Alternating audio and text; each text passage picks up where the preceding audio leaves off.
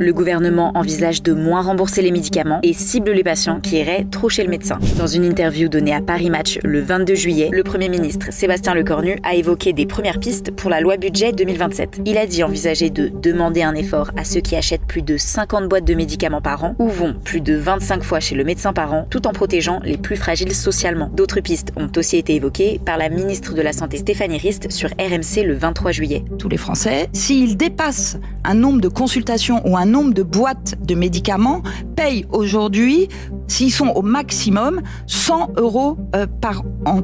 C'est un plafond.